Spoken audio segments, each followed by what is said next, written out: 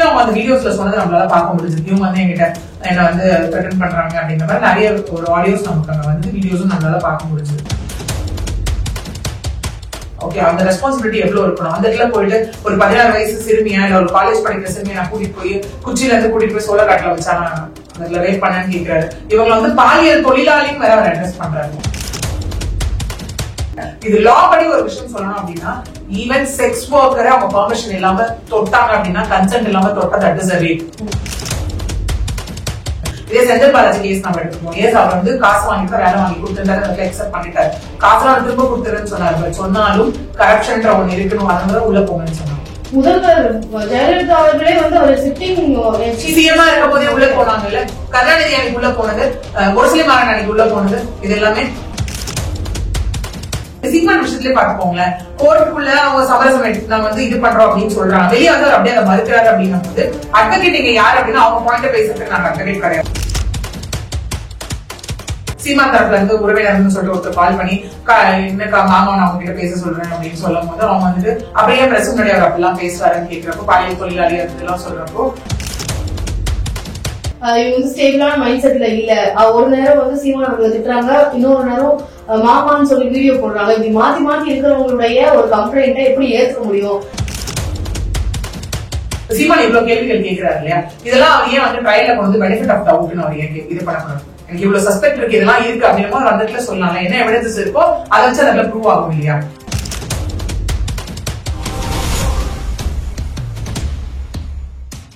ஜாம்பவான் TV நேயர்களுக்கு வணக்கம். இன்று நம்மோடு இணைந்திருக்கிறார் அட்வொகேட் பிரியதர்ஷினி அவர்கள். வணக்கம். வணக்கம். சமீபத்துல எல்லாருக்குமே தெரிஞ்ச தமிழகத்துல வந்து இப்ப பேசக்கூடிய ஒரு கேஸ் அப்படின்னு பாத்தீங்கன்னா சீமான் மற்றும் நடிகையின் வழக்கு தான் வந்து இப்போ எல்லாருடைய கவனத்தையும் ஈர்த்திருக்கு அப்படின்னு சொன்னா, அந்த வழக்கு வந்து பல பரிணாமங்களை அடைஞ்சு இப்போ ஹைகோர்ட்ல இருந்து சுப்ரீம் கோர்ட்டுக்கு மேல்முறையீடு போய் சுப்ரீம் கோர்ட்ல இருந்து சில நிபந்தனைகள் எல்லாம் வந்திருக்கு. அது வந்து சீமான் அவர்களுக்கு சாதகமா வந்திருக்கு. அப்போ இந்த இடத்த பொறுத்த வரைக்கும் விஜயலட்சுமி அவர்கள் மேல வந்து கொஞ்சம் தப்பு இருக்கு, தமிழக அரசு அழுத்தம் கொடுத்திருக்கு. அப்போ அதனாலதான் இவ்வளவு தூரம் பேசப்பட்டுச்சு. சுப்ரீம் கோர்ட் போனதுனால இந்த கேஸ் ஒண்ணுமே இல்லாம போயிடும், இந்த கேஸே வந்து ஃபுல் அண்ட் ஃபுல் பொய் கேஸ் அப்படின்னு சொல்லி சீமான் அவர்கள் பத்திரிகையாளர்களை சந்திச்சு சொல்லியிருக்காரு. சோ உண்மையாவே சுப்ரீம் கோர்ட் சொன்னது என்ன, அந்த நிபந்தனைகளுக்கு என்ன அர்த்தம், என்ன காரணம் அப்படின்றதெல்லாம் சொல்லுங்க. ஓகே, நம்ம போன வீடியோல நம்ம பேசியிருப்போம். ஆக்சுவலி ஹைகோர்ட் அப்டேட் வரைக்கும் நம்ம பேசியிருப்போம் அந்த கேஸ்ல. சுப்ரீம் கோர்ட் போறாங்க அப்படிங்கிற மாதிரி எஸ் இவங்க ஃப்ரைடே பெட்டிஷன் ஃபைல் பண்ணாங்க. நேற்று வந்து சுப்ரீம் கோர்ட்ல எக்ஸப்ட் பண்ணப்பட்டு ஹியரிங்க்கு வந்துச்சு. ஓகே, ஆக்சுவலி இது வந்து பார்த்தோம் அப்படின்னா சுப்ரீம் கோர்ட்ல நேற்று ஹியரிங்க்கு கொண்டு வரப்பட்டது. அதாவது ஜஸ்டிஸ் டிவி நாகரத்னா அவங்க தலைமையிலையும் அப்புறம் ஜஸ்டிஸ் சதீஷ் சந்திர சர்மா இவங்க தலைமையில கொண்டு வரப்பட்டது. இவருக்கு லைக் சீமான் தரப்புல அப்பியர் ஆனது கோபால் சங்கர நாராயணன் பிளஸ் இன்னும் லைக் என்டிகே அட்வொகேட்ஸ் கூடவே வந்து பார்த்தோம் அப்படின்னா நம்ம நார்த்ல சொல்ற one of the premier advocate அப்படின்னு நம்ம சொல்லலாம். Okay, top most famous advocate plus highly paid அப்படின்னு இவர் சொல்லப்படுறாரு. இவர் யார் அப்படின்னு பார்த்தோம்னா நிர்நிமேஷ் துபே. ஓகே, இவர் வந்து எங்க அப்பாயிண்ட் பண்ணாங்க. ஏன்னா இவர் கோஸ்வாமி கேஸ் ஆகட்டும் இல்ல வந்துட்டு கிரிக்கெட் பிரீமியர் லீக் ஆகட்டும் இதுக்கு எல்லாமே இவர் தான் அப்பியர் ஆகிறார். பிளஸ் சென்ட்ரல் பார்ட்டிஸ்க்கான நிறைய கேசஸ்ல இவர் அப்பியர் ஆகிறார். ஓகே, இங்க வந்து இவங்க அப்பியர் ஆகி இங்க வந்து என்ன சொல்லப்படுறோம் நம்ம எல்லாம் கிளியரா தெரிஞ்சுக்கிட்டு நம்ம போன வீடியோல செக்ஷன்ஸ் எல்லாம் டிஸ்கஸ் பண்ணிருந்தோம் இல்லையா. சரி, இங்க வந்து நம்ம ரெண்டு விஷயம் தான். என்ன அப்படின்னா ஒன்னு IPC section 375 376 with read with section 90 okay or BNS section 63 64 read with 28 அப்படிங்கறத விஷயம். ஏன்னா இங்க முன்னாடி இருந்த வரைக்கும் rape with consent or without consent அதுதான் விஷயம். ஓகே, பட் BNS வந்ததுக்கு அப்புறம் அது எப்படி வந்து கொஞ்சம் டெரிவேட்டிவா கொண்டு வரப்பட்டிருக்கு அப்படின்னா like sexual intercourse or forceful sexual intercourse. Okay, இந்த promise of something with the intention to deceive, அதாவது ஏமாத்தும் நோக்குல ஒரு செக்ஷுவல் இன்டர்கோர்ஸ் வச்சுக்கிறது. அது இந்த ப்ராமிஸ் ஆஃப் மேரேஜா இருக்கலாம் ஆர் இந்த promise of something. For example உனக்கு நான் இந்த ஃபேவர் பண்றேன், உனக்கு நான் இந்த வேலை வாங்கி தரேன் அப்படின்ற ஏதோ ஒரு ப்ராமிஸ் ஒப்பந்தத்துல இருக்கலாம். ஓகே, ஏன்னா அதுதான் promise of marriage breach of marriage ரெண்டு விஷயம் சொல்லப்படுது. ஓகே, ப்ராமிஸ் ஆஃப் மேரேஜ் வந்து ஃபேக் ப்ராமிஸ் ஆஃப் மேரேஜ். இப்ப நம்ம சொன்னது fake promise of marriage. Breach of marriage அப்படின்னா என்ன அப்படின்னா இப்ப ஃபார் எக்ஸாம்பிள் சொல்லணும்னா எஸ் ரெண்டு பேரும் கல்யாணம் பண்ணிக்க முடிவு பண்ணிக்கிறாங்கன்னு வச்சுக்கலாம். பண்ணிக்கிறாங்க, ரெண்டு பேரும் இதே மாதிரி ஒரு லெவல்ல போயிட்டு இருக்காங்க அப்படின்னா ஏதாவது சூழ்நிலையினால கல்யாணத்தை யாராவது ஒருத்தர் மறுத்தாங்க. இப்ப அது எப்படி சொல்லணும் ஈஸியா ரிலேட்டபிள் அப்படின்னா அந்த பெண் இருக்காங்க அப்படின்னா எல்லாம் தெரிஞ்சுதான் ஒரு ரிலேஷன்ஷிப் போவான், கல்யாணம் பண்ணிக்கலன்றது ஆப்ஜெக்ட் ஃபைனல் கோலா அந்த இடத்துல இருக்கும். ஆனா அந்த பெண் சடனா திடீர்னு வந்துட்டு இல்ல கல்யாணம் ஆனதுக்கு அப்புறம் நம்ம தனி கொடுத்துலாம் தான் நடத்தணும், உங்க அப்பா அம்மா கூட என்னால வாழ முடியாது அப்படின்னு சொல்றது தவறு. ஓகே, இதே ஒரு ஆண் அந்த கண்டிஷன் போடுறது தவிர இது வந்து பிரீச் ஆஃப் மேரேஜ். இது சீமான் கேஸ்ல வராது. சீமான் கேஸ்ல திரும்ப சொல்ற விஷயம் என்னவா இருக்கு அப்படின்னா, அவளை வந்து இது திருமண மோசடின்னு சொல்லணும், பாலியல் குற்றம்னு சொல்லக்கூடாது அப்படிங்கிற மாதிரி ஒரு விஷயம் இங்க வந்து கொண்டு வரப்பட்டு இருக்கு. திரும்ப அவங்க தரப்புல இது கான்செப்சுவல் செக்ஷனும் இங்க சொல்லப்பட்டு இருக்கு. ஏன்னா முதல்ல அவங்க இல்லன்ற மாதிரி சொன்னாங்க. அதுக்கப்புறம் நம்மளால ஒரே நாள்ல அன்னைக்கு வலசரவாக்கம் அவரை இன்வெஸ்டிகேஷன் பண்ணி ஒரே நாள் 4 பிரஸ் மீட் நம்மளால பார்க்க முடிஞ்சது.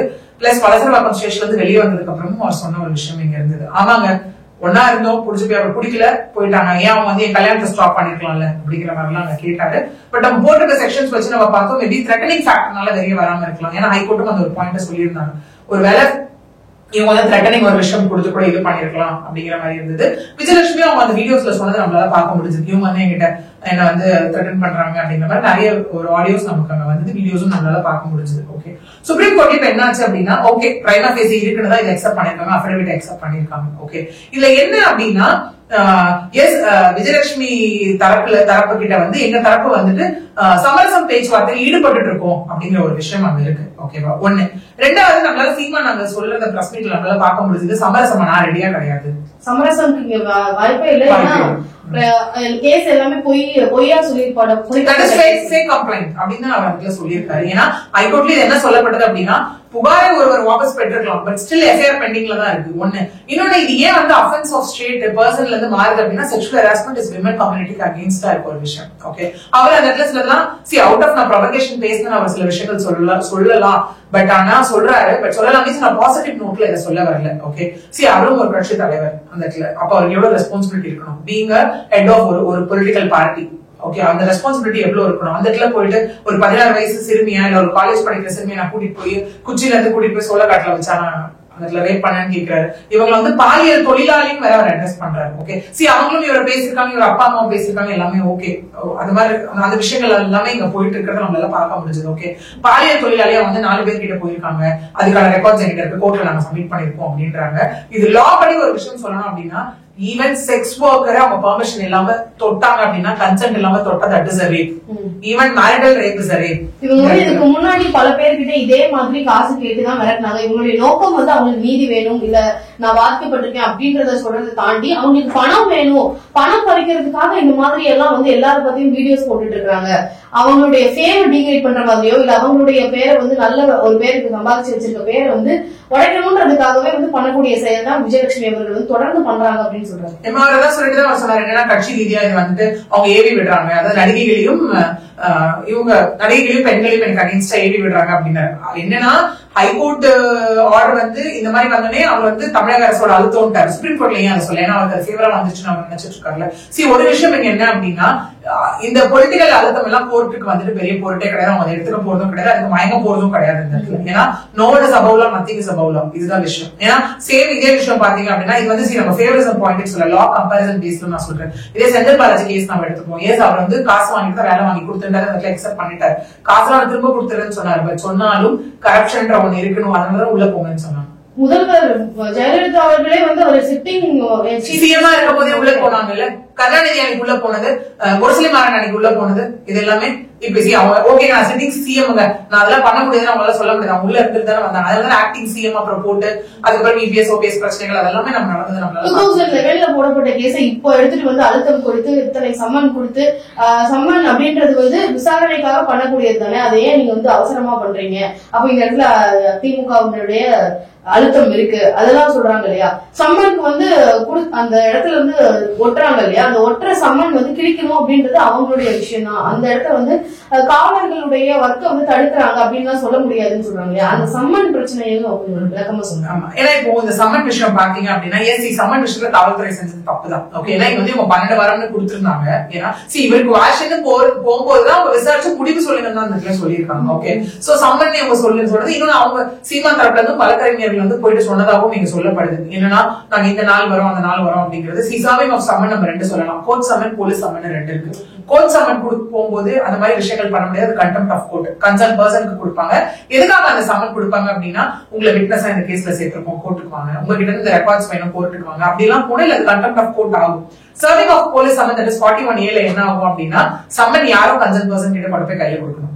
ஓகே, முன்ன எப்படி இருந்ததுன்னா வாட்ஸ்அப்லயும் அனுப்பலான்றது, பட் நிறைய ரீசன்ட் விஷயத்துக்கு அப்புறம் இல்ல just like that police last மினிட்ல வாட்ஸ்அப்ல அனுப்புறாங்க, சோ எங்களால அதை பார்க்க முடியல, ஜஸ்ட் கணக்கு காட்டுறாங்க வாட்ஸ்அப்ல அனுப்பிட்டோம்னு சொல்லி மேண்டேட்டரி சர்விங் ஆஃப் சம்மன் ஒரு கான்செப்ட் இருக்கு. சோ கொண்டு கையில கொடுக்கணும் இல்லையா? சோ குடும்பத்துல இருக்க யாருக்காவது கொடுத்தோம்னா கொடுக்கலாம், பிரெஃபரபிளி மேல் மெம்பர். ஓகே, இல்லன்னா குடும்பத்துல இருக்க யாருக்காவது கொடுக்கலாம். அடுத்த கட்டமா பார்த்தோம் அப்படின்னா திரும்ப ட்ரை பண்ணலாம், ஒர்க் ஆகலையா திரும்ப ரெஜிஸ்டர்ட் போஸ்ட்ல அனுப்பலாம், அதுவும் ஒர்க் ஆகலையா டோர் க்ளோஸ்ட் அப்படின்னு ஒட்டிட்டு வரலாம். ஒட்டிட்டு போட்டோ எடுத்துட்டு போறதோட அவங்க வேலை முடிஞ்சிருச்சு. அதுக்கப்புறம் அவங்க கிளிக்கிறாங்க என்ன பண்றாங்க அவங்களோட வேலை. இப்போ இன்னொரு கேள்வி வைக்கிறாங்க இல்லையா, ஏன்னா இப்போ வந்து சம்மன் ஒட்டிட்டு போயிருக்காங்க, குற்றவாளியாக பார்க்கப்படக்கூடிய நபர் இல்ல யார் விசாரணைக்கு கூப்பிடுறாங்களோ அந்த நபர் வந்து அந்த ஒட்டினதே எனக்கு தெரியாது அப்படின்னு சொல்லிட்டாங்கன்னா என்ன பண்றது? சோ அந்த நபர் வந்து அது விட்னஸ் பண்ற வரைக்கும் அந்த சம்மன் அப்படின்றது அந்த இடத்துல இருக்கணும் அப்படின்னு சொல்றாங்க, அதை எப்படி பாக்குறீங்க? ஒட்டுனதே எனக்கு தெரியாத இடத்துல வந்து கண்டிப்பா சொல்ல முடியாது. ஓகே, ஏன்னா அது வந்து விட்னஸ் பண்ணணும். இன்னொன்னு நல்லா இதுல புரிஞ்சுக்கணும் என்னன்னா, குடும்பத்துல யாரோ ஒருத்தருக்கு தெரிஞ்சிருச்சுல இந்த சம்மன் ஒட்டின விஷயம். ஓகே, ஏன்னா இங்க வந்து இவர் தரப்புலயுமே வந்து டோர் கம்ப்ளீட் க்ளோஸ்னா யாரோ ஒருத்தர் வீட்டுல இருக்கவங்க வந்து பார்க்க போறாங்க, அது என்னன்னு படிக்க போறாங்க, படிச்சுட்டு தான் கிளிக்க போறாங்க. ஓகே, அந்த இடத்துல which means once ஒட்டிட்டாலே பொறுத்த வரைக்கும் which has been informed to them, அதுதான் இங்க கான்செப்ட். ஓகே, அதுதான் இங்க கான்செப்ட். சோ அந்த இடத்துல பிரவீன் ராஜேஷ் பண்ணது எல்லாமே அந்த இடத்துல நம்ம அதுவுமே தவறுதான். அந்த இடத்துல அவரோட ஜாதி நாடாதான ஜாதி பேரை கேட்டு கூட்டிட்டு போனதாகட்டும் அடித்ததாகட்டும் அந்த விஷயம். பட் அகைன் சீமான் தரப்புல இருந்து ஆட்கொணர்வு மனு போடப்பட்டது. என்னன்னா அவருடைய உதவியாளர் ஆகிய PSO பர்சனல் செக்யூரிட்டி ஆபீசர் அமல்ராஜையும் அவருடைய உதவியாளர் வந்து சுபாகர் இவங்களையும் இல்ல அப்படின்னு ஆட்கொணர்வு மனு போடப்பட்டது. பட் ஆனா திரும்ப கோர்ட் தரப்புல என்ன சொல்லப்பட்டதுன்னா இல்ல அவங்க அரெஸ்ட் பண்ண 24 hours அவங்க வந்து கோர்ட்ல ப்ரொடியூஸ் பண்ணாங்க, ஆட்கொணர்வு மனுவை நாங்க ரத்து பண்றோம்னு போட்டாங்க.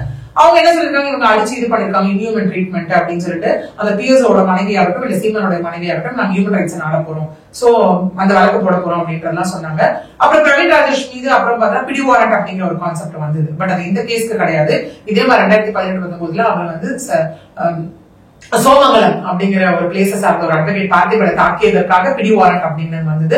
அதுக்கப்புறம் அவர் மீது நிறைய அலிகேஷன் வந்து நம்மளால பார்க்க முடியுது. வடப்பாவு கடையில போயிட்டு பிரச்சனை பண்ணி அந்த விஷயம் நம்மளால அங்க பார்க்க முடிஞ்சது. ஓகே, பட் சம்மன் ஒரு விஷயத்துல அப்படின்னா போலீஸோட அணுகுமுறை வந்துட்டு இந்த இடத்துல இப்படி இருந்திருக்க கூடாது. ஒண்ணு, இன்னொன்னு என்ன சொல்லப்படுது அப்படின்னா போர்ஸ்ஃபுல்லா தடுத்தாங்க அதனாலதான் இவங்க இது பண்ணாங்க அப்படிங்கிற மாதிரி ரெண்டு விதமான கான்ட்ராடிக்டரி ஒப்பீனியன்ஸ் வந்து இதுல இருந்துட்டு இருக்கு ஆக்சுவலி. ஒண்ணு, ரெண்டாவது இப்ப இங்க என்ன பார்க்கப்படுது அப்படின்னா இப்ப சுப்ரீம் கோர்ட் விஷயமே நம்ம திரும்ப வந்தோம் அப்படின்னா சமரசம் உடன்பாடு பேச்சுவார்த்தை இருக்கலாம். ஓகே, இன்னொரு கோர்ட் என்ன பண்ணுவாங்க அப்படின்னா put an end to a litigation. இது வந்து சீமான் அவர்களுடைய வெற்றி, அதாவது சீமான் அவர்கள் வந்து நிரபராதி, இந்த குற்றத்துக்கும் அவருக்கும் சம்பந்தம் இல்லை, இல்ல இந்த குற்றம் வந்து வித்ரா பண்ணப்பட்டது, அந்த கேஸை வந்து வித்ரா பண்ணப்பட்டது அப்படின்ற மாதிரி எடுத்துக்கலாமா? கண்டிப்பா அப்படி கொண்டாடுறாங்க அப்படின்ற மாதிரி பார்க்க முடியும்? கண்டிப்பா கிடையாது. ஏன்னா நான் ஏன் என்ன சொல்றேன், இல்ல என்ன சொல்லிருக்காங்கன்னா ஒரு கேஸ் 14-15 வருஷமா நடக்குது இல்லையா, இதுல ஏதாவது சுமூக தீர்வு காண முடியுமான்ற ஒரு விஷயம் தான். சோ மீடியேட்டர் வச்சு ஏதாவது பேசுங்க அப்படின்னும் போது ஏதாவது சமரசம் எட்டுச்சு அப்படின்னா அந்த சமரசத்தை வச்சு இந்த கேஸை இது பண்ணிக்கலாம் அப்படிங்கிறத எட்டலையா அப்ப ட்ரையல் கண்டெஸ்ட் பண்ணணும், அதுதான் விஷயம். ஏன்னா இங்க வந்து சொல்ற மாதிரி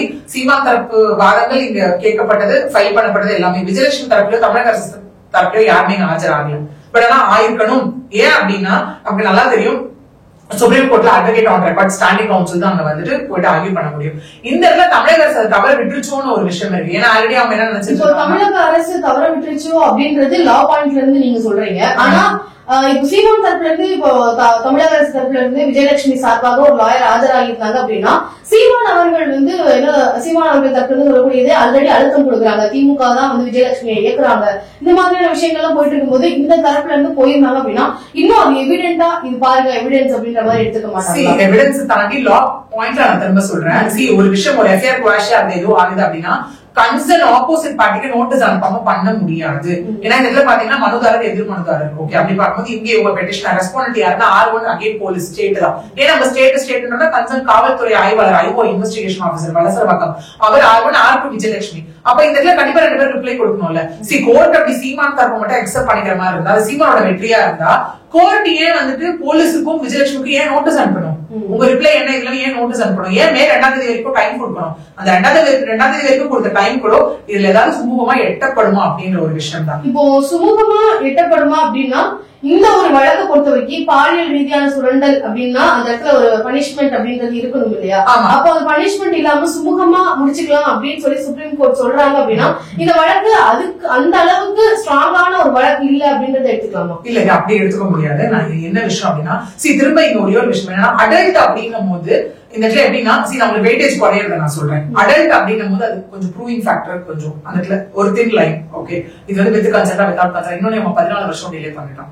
ஓகே, ஏன்னா லா பொறுத்த வரைக்கும் பாதிக்கப்பட்டவங்க இமீடியட்டா வருவாங்கன்றது ஒண்ணு இருக்கு. அதுக்கு இவங்க கிட்ட ஒரு எவிடன்ஸ் இருந்ததுன்னா இந்த ரீசன்னால இவங்க த்ரெட்டன் பண்ணதுனால என்னால டிலே ஆச்சு அப்படின்னு ஒரு ரீசன் இருந்ததுன்னா ப்ராப்பர் கோர்ட்டுக்கு தேவை எவிடன்ஸ் மட்டும்தான்.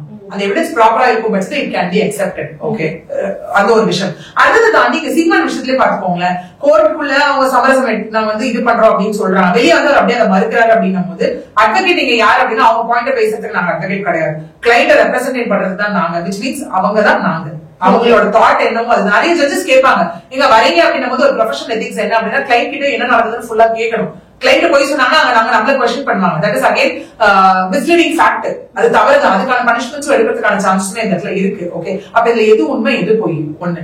ரெண்டாவது என்ன அப்படின்னா ஒருவேளை அரசு தரப்பிலோ விஜயலட்சுமி தரப்பிலோ ஒருவேளை அட்வொகேட்ஸ் இருந்தா அப்பாயிண்ட் பண்ணப்பட்டாங்க அப்படின்னா நான் அதுக்கு முன்னாடி இதை சொல்லிடுறேன். ஏன் தமிழக அரசு ஒரு வேலை இதுல வந்து மிஸ் பண்ணிட்டாங்க அப்படின்னு நான் சொல்றேன் அப்படின்னா அகைன் தமிழக அரசு தான் அட்வொகேட் அப்பாயிண்ட் பண்ணணும். ஸ்டாண்டிங் கவுன்சிலோ ஏஓஆரோ அப்பாயிண்ட் பண்ணணும். சட்டத்துறை யார் வசம் இருக்கு அப்படின்னா ரகுபதி வசம் இருக்கு. ஓகே, உளவுத்துறையும் காவல்துறையும் முதலமைச்சர் வசம் இருக்கு. ஓகே, இவங்களுக்குள்ள இந்த மாதிரி ஒரு விஷயம் வந்துட்டு ஃபைல்ஸ் எக்ஸ்சேஞ்ச் பண்ணப்படணும். இவங்க தான் அங்க அப்பாயிண்ட் பண்ணப்படணும். ஒருவேளை இவங்க பின்வாங்கிட்டாங்களோ, ஏன்னா வந்துட்டு ஆல்ரெடி இவங்க இந்த மாதிரி பொலிட்டிக்கல் பிரஷர்னு சொல்றாங்க, அப்ப இது டோட்டலா அப்படி இருந்து காமிச்சிருவாங்களோ அப்படிங்கிற ஒரு விஷயமும் இவங்க யோசிச்சிட்டாங்களான்னு ஒண்ணு இருக்கு. இன்னொன்னு இப்போ விஜயலட்சுமி தரப்புல வந்து கேவியட்னு ஒரு ஆப்ஷன் இருக்கு. அதாவது என்ன கேட்காம எதுவுமே பண்ணக்கூடாது அப்படிங்கிற கேவியட் பெட்டிஷன் அப்படிங்கிறது ஒரு கேவியட் எம்டர் அப்படிங்கிற ஒரு விஷயம் இங்க இருக்கு. மோஸ்ட்லி சிவில் கேசஸ்ல அது அக்செப்ட் ஆகும். கிரிமினல் கேஸ்ல ஜட்ஜஸ் கன்வின்ஸ்டா ஃபீல் ஆச்சுன்னா அது அக்செப்ட் ஆகும். இப்போ விஜயலட்சுமி அவர்களுடைய விஷயத்தை பாத்தீங்கன்னா இப்போ சமீபத்துல அவங்க மறுபடியும் இந்த சுப்ரீம் கோர்ட்டுடைய நிபந்தனைகளுக்கு அப்புறமா ஒரு வீடியோ வந்து ரிலீஸ் பண்ணிருக்காங்க. அதுல வந்து எனக்காக யாருமே போகல, எனக்காக யாராச்சும் போனீங்களா அப்படின்ற மாதிரி கேள்வி எழுப்புறாங்க. அது மட்டும் இல்லாம இப்படி எனக்கு இதுல வந்து சுப்ரீம் கோர்ட்டும் எனக்கு கைவிட்டுட்டாங்க, சோ இந்த வழக்கு நான் கைவிட போறேன், யாருக்காக நான் வர போறேன் அப்படின்றத இவங்க மறுபடியும் வித்ட்ரா பண்றாங்க அப்படின்றது ஃபைனல் வீடியோன்ற மாதிரி சொல்லியிருப்பாங்க. சரி, இன்னொன்னு என்னன்னா கண்டிப்பா ஓகே விஜயலட்சுமி அந்த பணம் கொடுத்து அவங்களால அங்க வந்து கேஸ் கண்டஸ்ட் பண்றது எல்லாமே ஓகே. நம்ம வந்து லீகல் இருக்குல்ல, இப்ப பாதிக்கப்பட்டவங்களுக்காக ஃப்ரீயா வந்து நம்ம ஒரு அதுக்குமே முன் வந்து ஒரு பெட்டிஷன் போடணும்ல ஃபர்ஸ்ட். ஏன்னா அமிகஸ் கியூரே அப்படின்னு சொல்லுவோம். என்னன்னா அவங்க பாதிக்கப்பட்டவங்க அவங்களே வந்து என்னால இல்லங்க அட்வொகேட் வச்சு வாதாடுற அளவுக்கு எங்க கையில காசு கிடையாது, சோ கவர்மெண்டா பாத்தீங்கன்னா ஒரு அட்வொகேட் அப்பாயிண்ட் பண்ணி கொடுங்க அப்படிங்கும் போது கண்டிப்பா அந்த பெட்டிஷனை சரி பார்த்து அது கரெக்டா இருக்கும் பட்சத்தில் எல்லாமே அவங்க ஒரு அட்வொகேட் அப்பாயிண்ட் பண்ணி கொடுக்க போறாங்கல்ல. உங்களுக்காக ஒரு அட்வொகேட் அங்க ஃப்ரீயா உங்களுக்கு வருவாங்கல்ல, through legal authority like legal aid மூலியமா வருவாங்கல்ல. அதுக்கு இவங்க ஒரு விஷயம் நீங்க பண்ணணும்ல. ஒண்ணு. ரெண்டாவது நான் சொன்ன மாதிரி இந்த 2 மாசத்துக்கு இடைக்கால தடை which means interim stay for further investigation அப்படிங்கிற ஒரு விஷயம் தான் இருக்கு. இது இல்லங்க இவர் வந்து நிரபராதி அப்படின்றது சொல்லல. இவர் நிரபராதி குற்றவாளின்றதை தாண்டி குற்றம் சாட்டப்பட்டவர்கள் இப்போ இருக்க ஒரு விஷயம். கம்ப்ளீட்டா நிரபராதின்றது ப்ரூவ் ஆளு, கம்ப்ளீட்டா குற்றவாளின்றது இந்த இடத்துல ப்ரூவ் ஆகாத ஒரு விஷயம் தான். அப்படி இருக்கும் போது இப்போ விஜயலட்சுமி அவங்க என்ன சொல்றாங்க, சமரசம் ஒரு விஷயம் பண்ணுங்க, பேச்சுவார்த்தை நடத்துங்கன்ற மாதிரி அவங்க தரப்புலயும் போகுது அப்படின்னு சொல்லிருக்காங்க. பட் சீமான் வந்து அதை மறுத்திருக்காரு.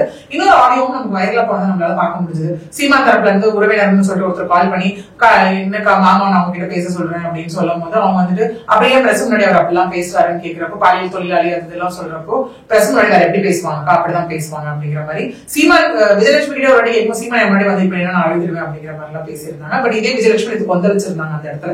என்னன்னா வந்துட்டு என்னையா நீ பாலியல் தொழிலாளின்னு சொல்றேன் அப்படிங்கிற மாதிரி எல்லாம். சரி, என்ன பார்க்கப்படுதுன்னா ஒண்ணு த்ரெட்டனிங் ஃபேக்டரா இல்ல சைக்கலாஜிக்கலா அவங்க இம்பேலன்ஸா இருக்காங்களா?